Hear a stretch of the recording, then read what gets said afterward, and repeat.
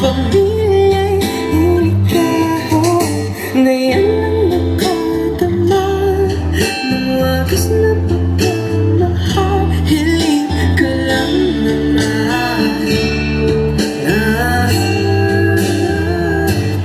karoon na sana ang dalawa. Masya'y ang isa.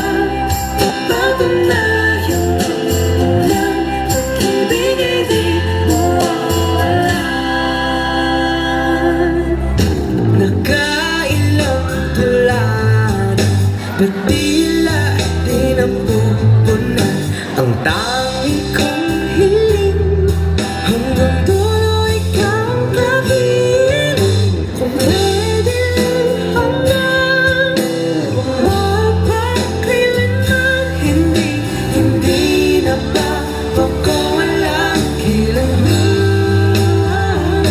Ang ating tamis ng pagsasama na sana hanap-hanap sa dalawa. Ako na lang ang natira. Sana'y magpinitang hanggang kailan na maririnig ang dahating mag-isa. Kahit wala ka na.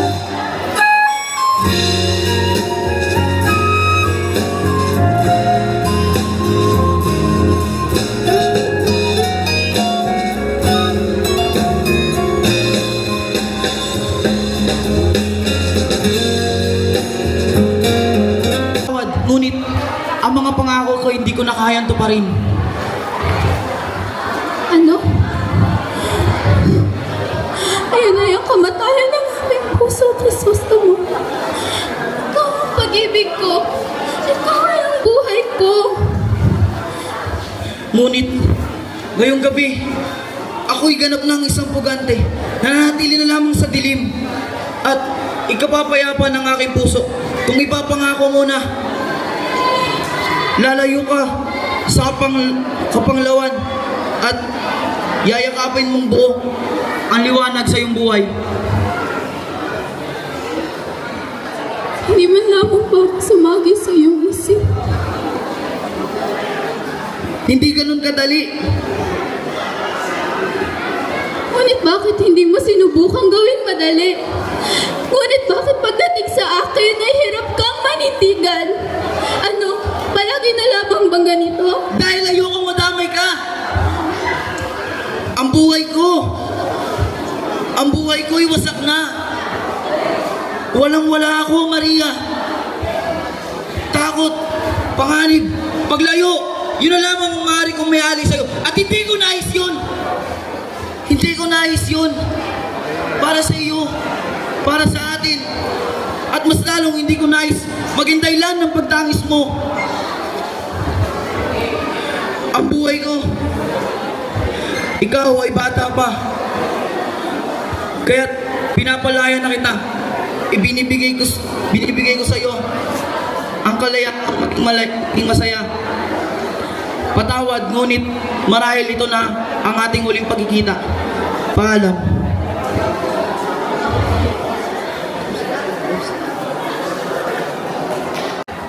Napakadaming tao. Napakainit. Ang gulo-gulo. Ang mga pusto pa ay nagkalat talaga sa daan. Tabi! Nakikita niyo ba ang suot ko? Ikaw, nakikita niyo? Wala kayo nito. Kaawa-awang hampas lupa. Napakabaho pa sang amoy dito. Nasaan ba mga inutin na sa nababaw na ito?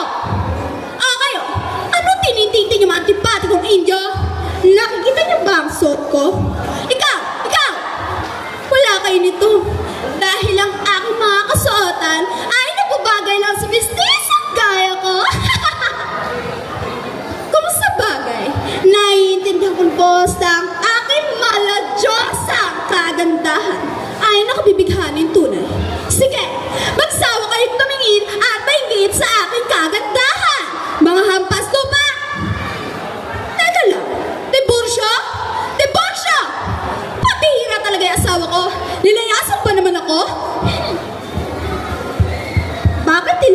mabagal ang vapor na ito. Hoy, Kapitan! Pakibilisan nga pagpapatakbo ng barko? Ang hina! Patawad, Binibini, ngunit hanggang dito lamang ang kaya ng vapor. Kasi naman napakababo ng ilog na ito. Ang bagal tuloy ng takbo ng makina. Ang lunas sa inyong minimithing problema ay sadyang napakadali. Wala ibang dapat gawin kung hindi isang kanal mula sa pagpasok ng ilog hanggang sa paglabas na maglalago sa Maynila. Makakatipid na ng lupa, mapaikli ang dinaraanan at maiwasan ang pagtaas ng buhangin sa ilog. Napakasakayon sa panukala mo, Ginoong Simon. Napakalaing pera ang makukuhon at masisira pa ang ibang kabayan. Pwes, kaya ang masira ang dapat masira. At saan namin kukunin ang salaping ibabait sa mga manggagawa? Baka magdulot yan ay magsikan. Eh di wag silang bayaran, mga bilanggo ang gagawa ng kanal. At kung hindi pa sapat, ay samahan pa ng mamamayan. Himagsikan? Ha? Kabaliwan? Naghimagsikan pa ang mga Hudyo at mga taga-Ehipto? Ngunit wala tayo sa Ehipto ni mga Hudyo, Ginoong Simon. Ikinalulungkot ka. Pero hindi ako sang-ayon sa gusto mo. Minang wikang Kastila, mga binata, nakatitiyak ka kung hindi nyo yan naisa sa katuparan. May sasakatuparan po. Niregaluhan ko po ng 2 kabayo, si Padre Erne, at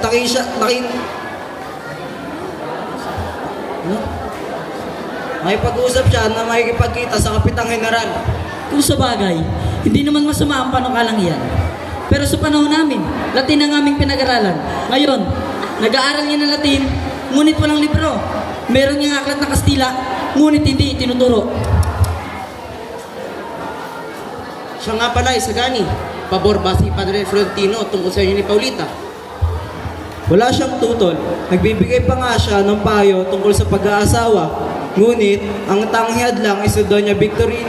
Natatakot lang ako baka sakali mawala ng katipan. Ang totoo lang, nagtatago si Don Dubois sa aking amain. Tia Victorina. Paulita, sino ba yan dinala mo pa rito? Tia Victorina, siya nga pala ang aking kasintahan na si Isagani. Halika nga! Sa akin nakikita hindi kaaya-aya ang kanyang kasuotan. Hindi mo ba yun nakikita? Ngunit Tia, Mas mabuti pa si Juanito. Ilalang ba yun? Masangat ang buhay mo ron. Pag-isipan mo nga na mabuti. masusunod po, Tia.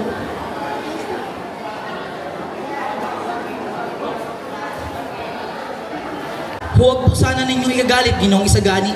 Totoo bang napakahirap ng mga tao sa inyong bayan kahit hindi sila bumibili ng mga lahas? Hindi kami bumibili ng mga bagay na hindi namin kailangan. Huwag kang magalit, binata. Halina at uminom na lamang tayo ng serbesa. Maraming salamat, ngunit hindi kami umiinom. Ganun ba? Bakit kumukulong dugo mo sa kanya, Isagani? Ewan ko ba, Basilio? Unang tingin ko pala sa kanya ay iba na nararamdaman ko. Pero kahit na, dapat mag-ingat tayo. Kaibigan siya ng Kapitan General. Talaga? Dinadalaw ba niya si Kapitan Tiago? Aba, oo. Si Kapitan Tiago ang una niyang binisita sa kanya pagdating. Napapabalitang isa rin siyang kaagro sa mana. Maraming malulungkot at masasayang. Alamatang ilog na ito. Nariyan ang malapad na bato. Kinakatakutan dahil sa paniniwalang may naniniraang mga engkanto. Ito'y pinagsamantalaan at ginawang pugad ng mga tulisan. Paumanhin, Kapitan. Maaari bang maupo at makinig sa inyong pinag-uusapang alamat? May alamat rin patungkol kay Doña Jeronima. May magkasintahan daw sa Espanya. May magkasintahan daw sa Espanya. Naging arsobispo sa Maynila ang lalaki. Nagbalat kayong babae. At naparito, hiniling sa arsobispo na tuparin ang pangakong pangasal sila. Ngunit, iba ang naisip ng lalaki. Tinira ang babae sa isang yungib malapit sa ilog, Pasig. Teka, huwag niyong kalimutan ang pinamaganda at pinakatotoo sa lahat. Ito ang milagro ni San Nicolas. Si San Nicolas ang nagligtas sa isang inchik sa pagkamatay sa mabuhay ang naging bato nang dinasalan ng inchik ang santo. Napakaganda! Ang anyo, isang takot na inchik, tubig yan sa ilog. At mga bato, magnifiko! Pero may tanong ako, Kapitan. Alam niyo ba kung saan napatay ang isang lalaki nagngangalang Guevara? Navarra? O Ibarra? Siya si Crisostomo Ibarra. At ayon sa mga tumugis kay Ibarra, nang malapit na siyang abutan ay tumalon sa bangka. Nang paglitaw ng kanyang muro sa tubig, ay pinaulanan na siya ng bala. At nang nawala sa kanilang paningin at ang tubig ay nagkulay dugo, ang kanyang bangkay ay kasama na ng ama. Hindi ba isa siyang Pilipistero? Ibig sabihin, napakamura lang na kanyang pakalibing! Ginoong Simon, bakit tinamumutla kayo? Huwag niyong sabihin na ako sa piyesang malalakmay ay malulula sa isang ilong pasig. Hindi ako nalulula. Siya nga pala, Kapitan.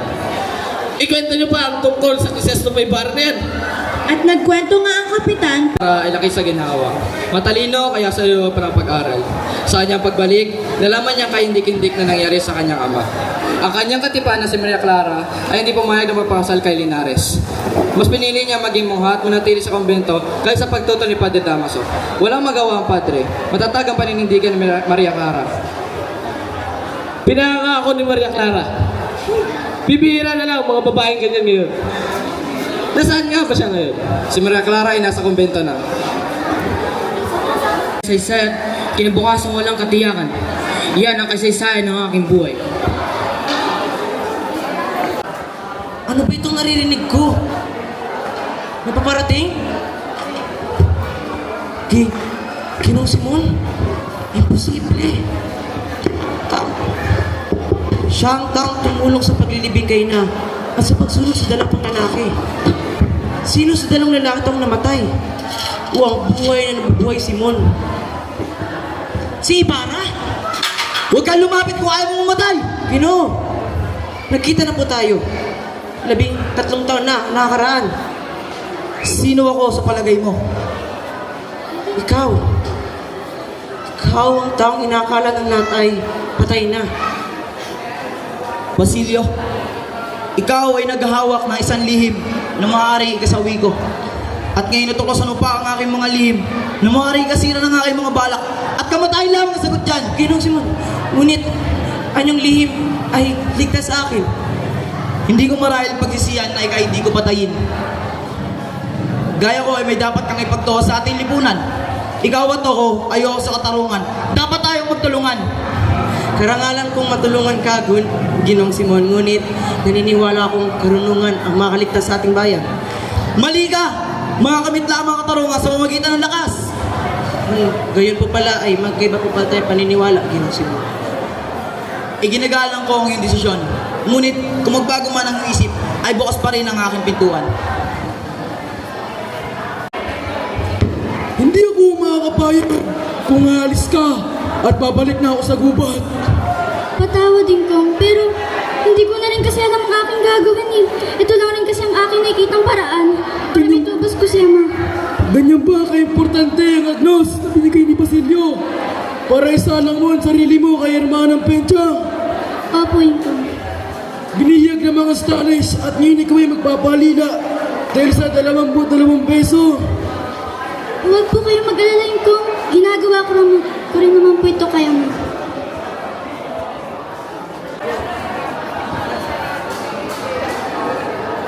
Pasok po yung Ginong Simon. Hindi mo na kayo rito at maupo.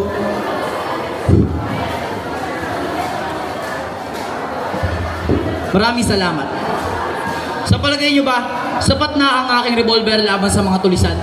Ewan ko po, pero meron silang mga baril na malayo na narating.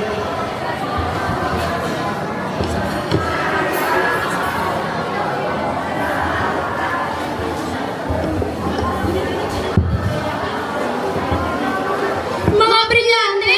Napakarami naman iyan. Ngunit Ginoo, pwede pa kaming makahingi kahit kaunti.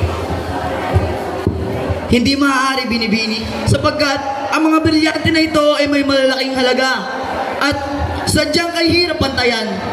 Teka lang, Abe Sandales, meron ka bang may aalok sa akin? Wala po, Ginong Simon. Nasa po ang agnos na ipinigay ni Basilio kay Huli? Pero, napaka-importante yung para kay Huli na dating pag-aari ni Maria Clara. kay Maria Clara. Ngunit, paano ito napunta kay Basilio? Ibinigay daw ito ng isang kitongin kay Maria Clara na nung paggamot kay Basilio. Nais ko itong bilhin. 500 piso. 500 piso, pero dapat mahalaman muna ito ni Huli. Ganun ba? Kayo ang bahala. Malungkotin ko. Babalik naman po ako eh. Diyos ko. Kita yun ang dating may-ari nito ah. Baka ako'y mahawa. Sige, aalis na po ako.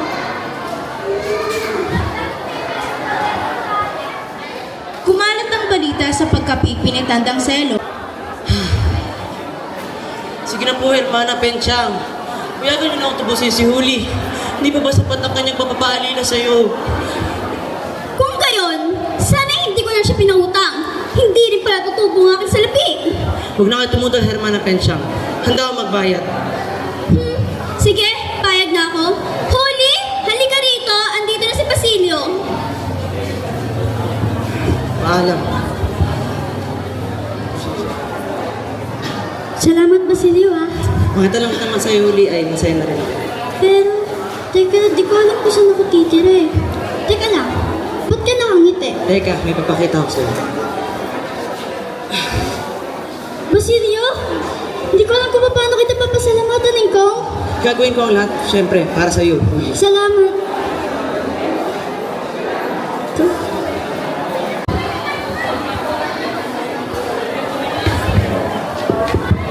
Ginoong Pasta, ano ang dapat namin gawin? Inutangan kami ng 5,000 piso. Hanggang ngayon, hindi pa rin ito nababayaran. Sige, ganito ang gagawin natin. Gagawa tayo ng liham pagpapatawag. At kung hindi sila pupunta, ipapadala na natin ito sa korte.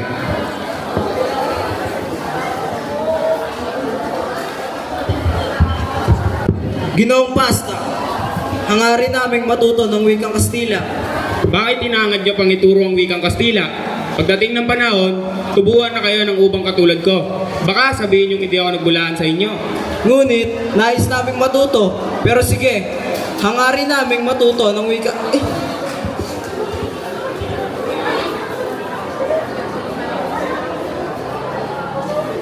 Hangarin naming matuto ng wikang Kastila. Pero sige,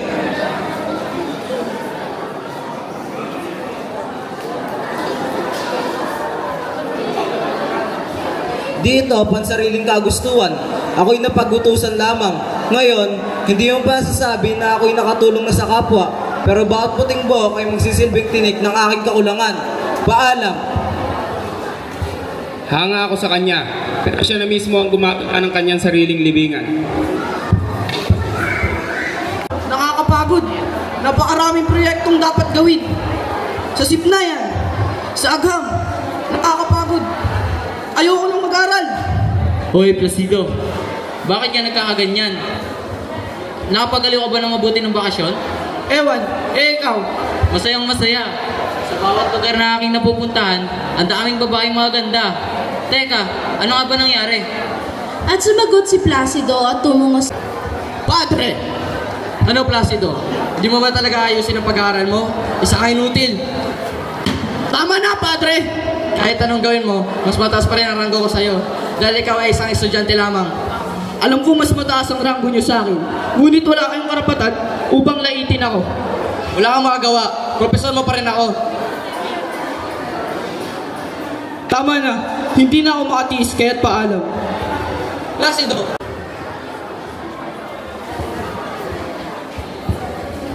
Lakarin ninyo ang mapasawalang bisa ang kautosang nagbabawal sa pawid. Bilhin nyo ng murang kabakayan at ibenta ito sa malaking halaga. Ganyan ang negosyo, hindi ba, Quiroga? Sige, Ginoo. May problema ba? Napakalaki ng pagkakautang ko sa inyo, Ginoo. Hindi ko na malaman kung paano na iyon mababayaran. Bilang tulong sa iyo, ako na maniningil naman may utang sa iyo. Gagawin ko na rin itong 7,000 piso sa isang kondisyon na ako'y tutulungan mong may pasok ang mga kahon ng pwede sa aduana. Sige, papayag ako sa inyong kondisyon.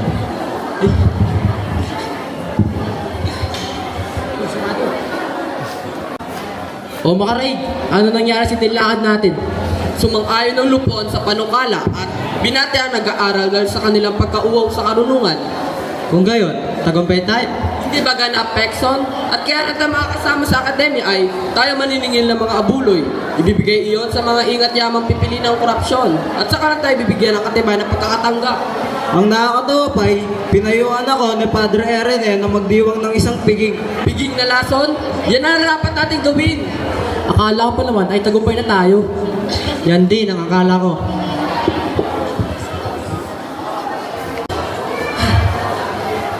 Saan na po kayo?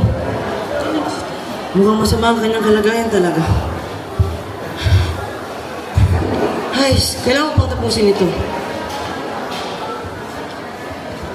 Kamusta ang may sakit, Basilio? Ginoong Simon, ginulat niyo po ako. Masama ang kanyang kalagayan at maaari siya mamatay ng mga oras dahil kumalat na ang nasa sa kanyang katawan. Unti-unting nalalason tulad ng Pilipinas? Makinig ka, Basilio. Sa isang mudyat ay sisiklab ang himagsikan.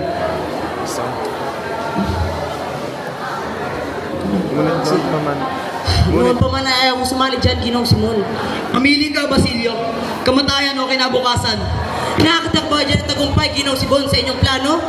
Hawak ko ang pamahalaan, Basilio. Nasa aking mga kamay ang Kapitan General. Pero anong gagawin ko?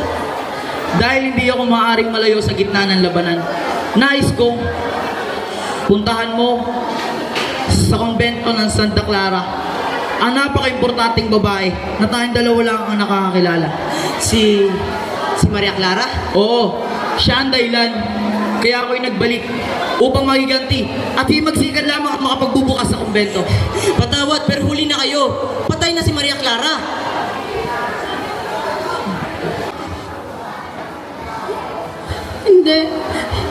Hindi ito maaari, Tia.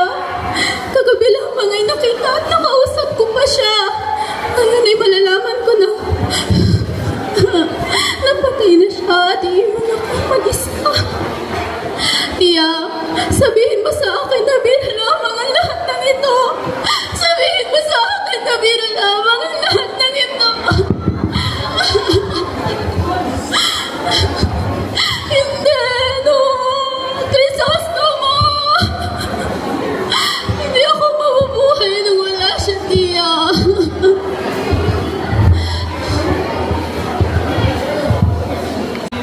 Paano ang gaya niya?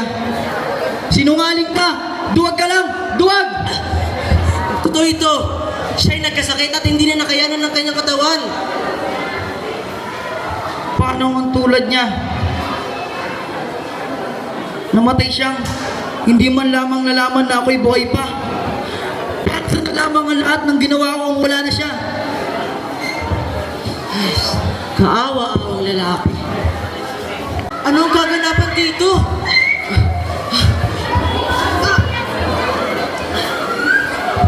Tadeo, ano ba talaga ang nangyari dito? Kagabi, natuklasan ng mga paksi na masama ang sinabi. At masaya ka? Siyempre naman, wala kayong klase. Ngunito, ano ba talaga ang nangyari? Alay ko ba? Sagani, sino may pakana nito? Wala akong alam. Makapunta lang ka na kay Makaraig para mangutang. Dito pala ang bahay ni Makaraig. Si Makaraig po? Sino ka? May gusto lang po kayo pakausap sa kanya, kay Makaraig po.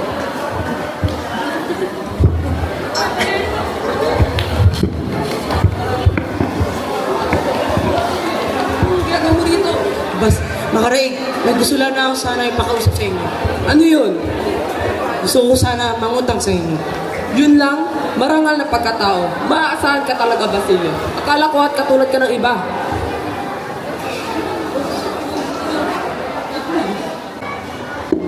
Kapitan Tiago! Nadakip ang mga estudyante at kasama na dito si Basilio at Makaraig. Ano ang gagawin natin, Ginoo? Ano? Si Basilio buka mo? Siya ang tunay po. Kapitan! Ano po nangyayari sa inyo? Tatanggalin ko na ang mana kay Basilio. Wala siyang utang na loob. Ngunit, paano na po ang pag-aaral niya, Ginoo? Wala na akong pakialam doon, Padre. Kapitan! Hanggang sa tuluyan ng atakihin sa puso. Huli. Hermana Bali. Ano itong nababalik nababalitaan kung nasa bilangguan daw si Basilio? Opo. Kung ganon, ay nararapat lamang na magtungo tayo sa kumbento upang siya ay ligtas. Ngunit, natatakot daw kay Padre Camora. Huli, pumayag ka na. Batid kung walang masamang gagawin si Padre Camora sa'yo. Lalo pat, narito ako, kasama mo ako. Ako ang bahala sa'yo. Ngunit, hindi tayo nakakasiguro, hindi nga siya Yan! Yan ang hirap sa iyo, Huli. Masyado kang nag-iisip. Masyado kang maraming iniisip na masama. Maaari bang itigil mo yan? Maniwala ka sa akin. O baka naman kasi, nais mong hayaan na lamang na mabulok sa bilangguan si Basilio. Hindi ba? Hindi siya ganoon. Kung ganon, sige na nga, magtungo na tayo sa kumbento. Halika, tumayo ka. Tayo magtungo sa kumbento.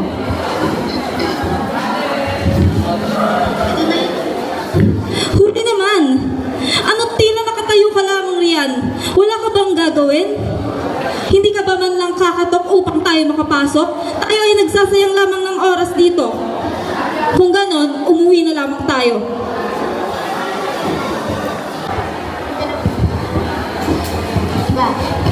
Tia, tama ka. Hindi dapat ako umiibig sa hindi hamak na lalaki. Tama yan, pamangkin. Ano na nga yun ang iyong plano? Nais ko nang pakasalan si Juanito. Si Juanito na pakakasalan ko. Ayoko na kay Isagani. Iba ang kanyang mga pangarap. Tumira sa layon. Hindi yun ang gusto ko. Gusto kong maglakbay at tumira sa syudad. Tama yan, pamangkin. Huwag sayangin ang kagandahang namanang mo sa akin. Humayo ka na kay Juanito at pagplanuhan ang inyong kasalan.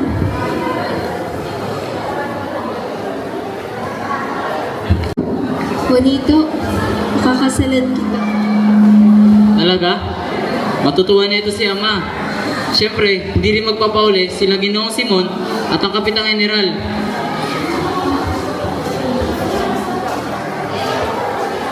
Basilio ka mo, palayain mo na po siya.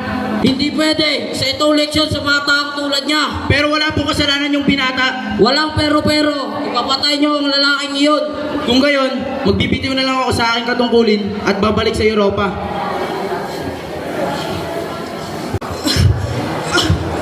O Basilio, Naroon sa araw ng Diyos, Ginoong Simon. Panahon na para sumama ako sa inyo. huwag ka mag-alala. Nasa panig mo ang katarungan dahil kasama mo ako. At ngayon, Halika, tingnan mo ito. isang lampara. Ano ito?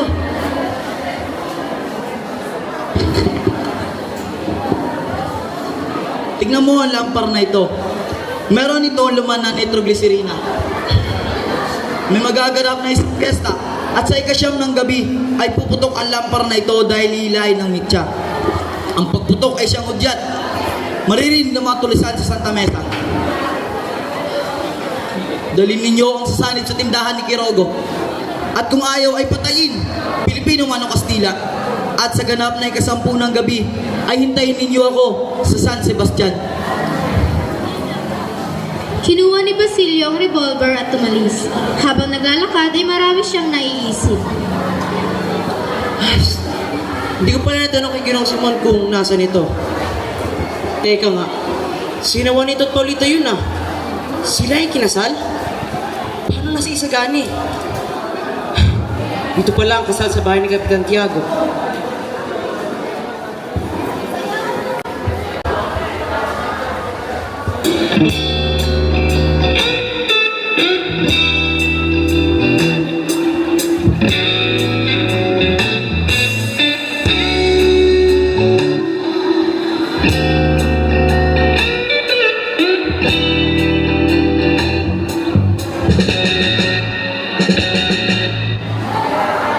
Sa bagong kasal. Napakaganda! Ikinalulungkot ko, ngunit kailangan ko nang umalis. Paalam. Pero nanaig ang kabaitan ni Basilio.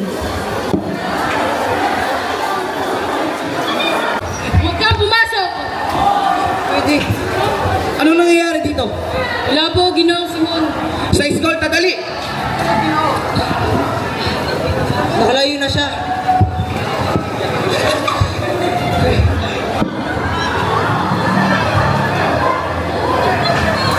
Kailangan ko nang umalis dito.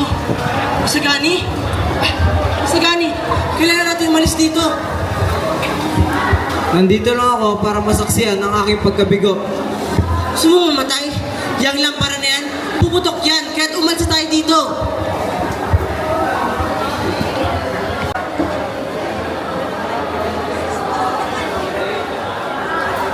Samantala, isang liyam ang nagpalipat-lipat.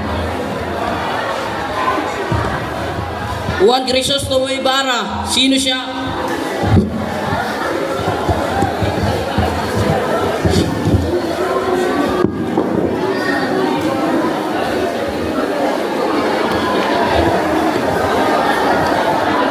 Ginoong Simon! Ano ang nangyari sa inyo?